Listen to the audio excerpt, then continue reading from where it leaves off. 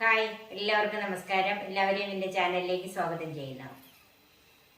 ഇന്ന് ഞാൻ വെറൈറ്റി ആയി ഒരു ചിക്കൻ ഫ്രൈ ആണ് ഉണ്ടാക്കുന്നത്. കാന്താരി ചിക്കൻ ഫ്രൈ. ഇതിനു മുമ്പ് കാന്താരി ചേർത്ത് ഞാനൊരു ചിക്കൻ കറി ഇട്ടിട്ടുണ്ടായിരുന്നു. അതുപോലെയല്ല, അതിലുമൊക്കെ വളരെ രുചിയുള്ള ഒരു ചിക്കൻ ഫ്രൈ ആണ് ഇന്ന് ഉണ്ടാക്കുന്നത്. ഈ വീഡിയോയുടെ അവസാനം ഞാൻ വെറും 2 മിനിറ്റ് മാത്രമുള്ള ഒരു വീഡിയോയും കൂടെ കാണിക്കുന്നുണ്ട്. തീർച്ചയായിട്ടും നിങ്ങൾക്കത് വളരെ ഉപകാരപ്പെടും. എന്താണെന്നൊന്ന് കണ്ടു നോക്കണം. ഈ കാന്താരി ചിക്കൻ ഫ്രൈയുടെ ചേരുവകൾ ഇത് ഉണ്ടാക്കുന്നത് എങ്ങനെയാണെന്നും നമുക്കൊന്ന് കാണാം. 1/2 കിലോ ചിക്കൻ ഇതിനെടുത്തിട്ടുണ്ട്. 2 കാലെടുത്തേക്കുന്നതുകൊണ്ട് അത് ഞാനൊന്ന് വരഞ്ഞ് വെച്ചിട്ടുണ്ട്. ബാക്കിയെല്ലാം ചെറിയ കഷ്ണങ്ങളാണ്.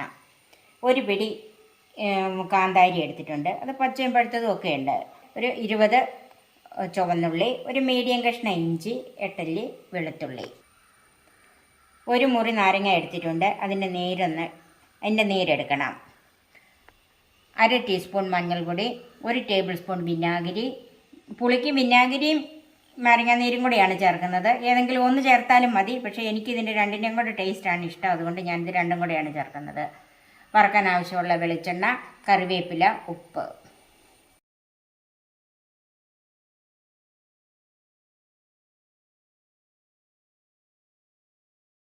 ഇനി ഇതിന് നമുക്കൊരു അരപ്പ് തയ്യാറാക്കണം. അതിന് ഇതെല്ലാം കൂടെ ചേർത്ത് നമുക്ക് അരച്ചെടുക്കണം. ഇഞ്ചി ഒന്ന് ചെറുതാക്കി വെച്ചിട്ടുണ്ട്. ഇഞ്ചി, ചുവന്നുള്ളി, കാന്താരി, വെളുത്തുള്ളി, കറിവേപ്പില,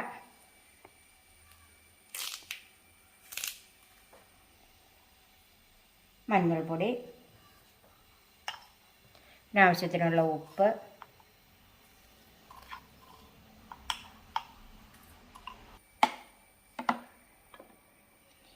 ഒരു ടേബിൾ സ്പൂൺ വിനാഗിരി,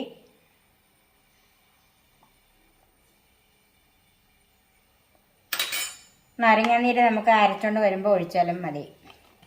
ഇതെല്ലാം കൂടെ വെള്ളം കൂട്ടാതെ ഒന്ന് അരച്ചെടുക്കാം. ഇതിപ്പോൾ നന്നായിട്ട് അരഞ്ഞിട്ടുണ്ട്. ഈ അരച്ച് വെച്ചിരിക്കുന്ന അരപ്പ് ചിക്കനിലേക്ക് ചേർക്കാം.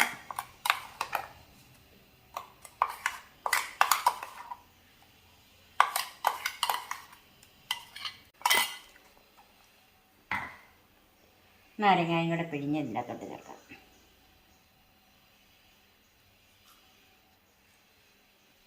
ഇനി ഇതിൻ്റെ ഉപ്പൊന്ന് നോക്കണം. ഉപ്പ് കുറവുണ്ടെങ്കിൽ ഈ സമയത്ത് ഇട്ട് കൊടുക്കണം. ഇനി ഇത് നന്നായിട്ട് ചിക്കനെ തിരുമ്മി പിടിപ്പിക്കാം.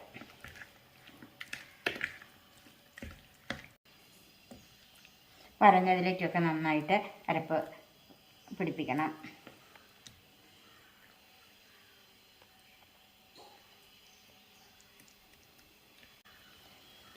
ഇപ്പോൾ അരപ്പ് ചിക്കനിലേക്ക് നന്നായിട്ട് തിരുമ്മി പിടിപ്പിച്ചിട്ടുണ്ട്. ഇത് നമുക്കൊരു 10 മിനിറ്റ് മാറ്റി വെക്കാം.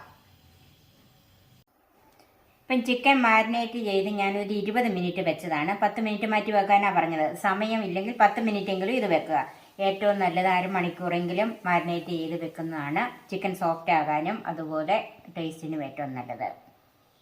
ഫ്രൈ ചെയ്യാനായിട്ട് ഞാനൊരു പാൻ ചൂടാക്കി വെച്ചിട്ടുണ്ട്. അതിലേക്ക് വെളിച്ചെണ്ണ ഒഴിക്കാം. വെളിച്ചെണ്ണയിലാണ് ഞാൻ ചെയ്യുന്നത്. ഇത് ഏതെങ്കിലും കുക്കിംഗ് ഓയിൽ ഉപയോഗിക്കുന്നവരാണെങ്കിൽ അതതിൽ ചെയ്താലും മതി. ഇത് ഡീപ്പ് ഫ്രൈ അല്ല ചെയ്യുന്നത്, ഷാലോ ഫ്രൈ ആണ് ചെയ്യുന്നത്.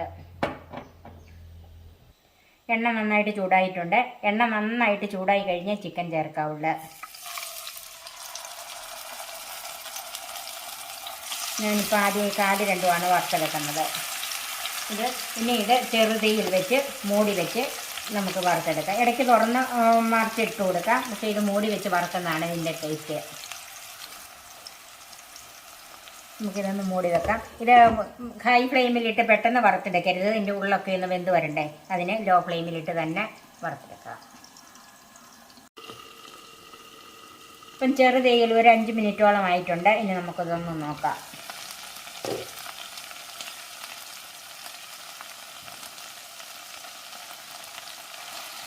നമുക്കൊന്ന് മറിച്ചിടാം.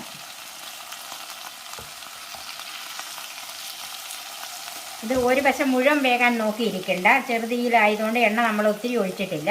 അതുകൊണ്ട് തിരിച്ചും മറിച്ചും ഇട്ട് തന്നെ ഇത് ഇടയ്ക്കിടയ്ക്ക് എല്ലാം ഇങ്ങനെ മറിച്ചിട്ട് തന്നെ വേവിച്ചെടുക്കണം. വീണ്ടും നമുക്കിതിങ്ങനെ മൂടി വെക്കാം. ഇപ്പോൾ ഏകദേശം ഒരു 12 മിനിറ്റോളം ആയിട്ടുണ്ട്. നമുക്ക് ചിക്കൻ ഒന്ന് നോക്കാം.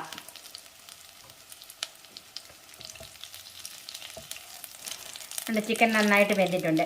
ഞാനിത് ചെറുതീയിൽ തന്നെ മറിച്ചും തിരിച്ചു വിട്ടാണ് ഇത്രയും നേരം അങ്ങോട്ടും ഇങ്ങോട്ടും ഇട്ട് ഇത് വേവിച്ചെടുത്തതാണ്. ചിക്കൻ നന്നായിട്ട് വെന്തിട്ടുണ്ട്.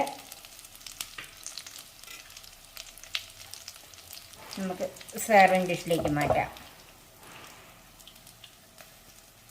കാന്താരി ചിക്കൻ ഫ്രൈ റെഡിയായി.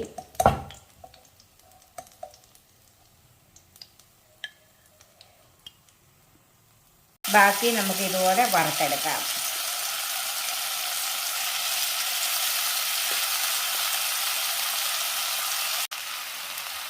ഞാൻ ഈ എണ്ണ കൊണ്ട് തന്നെ ഇത് മുഴുവൻ വറുത്തെടുക്കും. ചെറുതീയിലേക്ക് തന്നെ മാറ്റിയിട്ടുണ്ട്.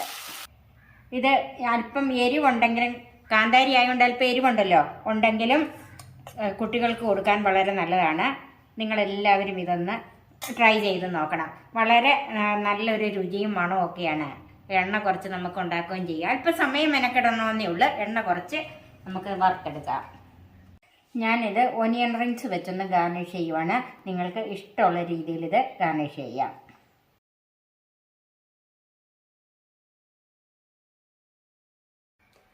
കഴിഞ്ഞ ഒരു വീഡിയോയിൽ കല്ലുപ്പ് എങ്ങനെയാണ് പൊടിയാക്കുന്നതെന്ന ഒരു വീഡിയോ ചെയ്യാമെന്ന് ഞാൻ പറഞ്ഞിരുന്നത്. അതാണ് ഈ വീഡിയോയോട് കൂടെ ഞാൻ കാണിക്കുന്നത്. നമ്മൾ കടയിൽ നിന്ന് വാങ്ങുന്ന പൊടിയുപ്പിൽ മായം കലർന്നിട്ടുണ്ടെന്നാണ് പലരും പറയുന്നത്. നമുക്ക് ഉപയോഗിക്കാൻ എളുപ്പം പൊടിയുപ്പാണ്. അതുകൊണ്ടാണ് കല്ലുപ്പിന് പകരം നമ്മൾ മിക്കവാറും പൊടിയുപ്പ് ഉപയോഗിക്കുന്നത്.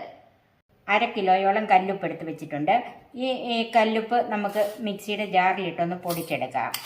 മിക്സിയുടെ ജാറിലിട്ട് പൊടിക്കുമ്പോൾ ജാറിൻ്റെ ബ്ലേഡിന് നല്ല മൂർച്ച കിട്ടുകയും ചെയ്യും. നമുക്ക് ആവശ്യത്തിനുള്ള ഉപ്പും പൊടിഞ്ഞു കിട്ടും. ഇതിപ്പോൾ 1-2 പ്രാവശ്യമായിട്ട് പൊടിച്ചെടുക്കാം. ഞാനിപ്പം കുറച്ചിട്ട് ആദ്യം ഒന്ന് പൊടിച്ചെടുക്കുകയാണ്. ഇപ്പം ഇത് 2-3 പ്രാവശ്യം കറക്കിയപ്പോഴേ നല്ല പൊടിയായിട്ട് കിട്ടിയിട്ടുണ്ട്. ഉണ്ടോ? ഇത് നമുക്കൊരു പാത്രത്തിലേക്ക് മാറ്റി വെച്ചിട്ട് ബാക്കിയും കൂടെ പൊടിച്ചെടുക്കാം. ബാക്കി നമുക്കിതുപോലെ പൊടിച്ചെടുക്കാം. ഇപ്പം മുഴുവൻ ഉപ്പ് ഞാൻ പൊടിച്ചെടുത്തിട്ടുണ്ട്.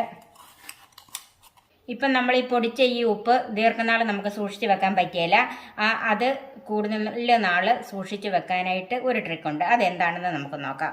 ഞാനൊരു ചീനച്ചട്ടി നന്നായിട്ട് ചൂടാക്കിയിട്ടുണ്ട്. ഇതാടി കട്ടിയുള്ളൊരു ചീനച്ചട്ടിയാണ്. നോൺ സ്റ്റിക്ക് എടുക്കാതിരിക്കുവാണ് നല്ലത്. ഇതൊരു ഇൻഡാലിയത്തിൻ്റെ ചട്ടിയാണ്. അത് ആ ചൂടായ ചട്ടിയിലേക്ക് ഉപ്പ് പൊടി ഇട്ട് കൊടുക്കുക.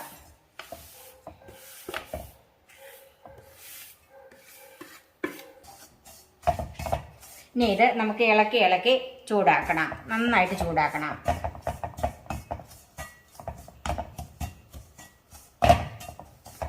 തീ ഇപ്പോൾ ഒരു മീഡിയം ഫ്ലെയിമിലാണ് ഇട്ടിരിക്കുന്നത്. ഇപ്പോൾ ഇത് മീഡിയം ഫ്ലെയിമിൽ ലോ ഫ്ലെയിമിൽ ഇട്ട് ഒരു 4 മിനിറ്റോളം ഞാൻ ചൂടാക്കിയിട്ടുണ്ട്. ഇപ്പം ഉപ്പ് നന്നായിട്ട് ചൂടായി ഇതിൻ്റെ നനവെല്ലാം മാറിയിട്ടുണ്ട്. ഇനി നമുക്ക് ഈ പാത്രത്തിൽ നിന്ന് മറ്റൊരു പാത്രത്തിലേക്ക് മാറ്റി തണുക്കാൻ വെക്കാം. ഇപ്പോൾ ഈ ഉപ്പുപൊടി നന്നായിട്ട് തണുത്തിട്ടുണ്ട്. ഇത് നമ്മൾ സാധാരണ ഉപ്പുപൊടി സൂക്ഷിക്കുന്നത് പോലെ തന്നെ ദീർഘനാൾ സൂക്ഷിച്ച് വെക്കാം. നിങ്ങൾ തീർച്ചയായും ഇതൊന്ന് കണ്ടിട്ട് ഇതൊന്ന് ചെയ്തു നോക്കണം. എല്ലാവർക്കും ഉപകാരപ്പെടും. എൻ്റെ ഈ ചാനൽ സബ്സ്ക്രൈബ് ചെയ്യാനും ഫേസ്ബുക്ക് പേജ് ലൈക്ക് ചെയ്യാനും ഷെയർ ചെയ്യാനും കമൻസ് അറിയിക്കാനും മറക്കരുത്. പുതിയ രുചിയിലുള്ള വിഭവങ്ങളുമായി നമുക്ക് വീണ്ടും കാണാം. ഞാൻ സോഫി കുര്യാക്കോസ്.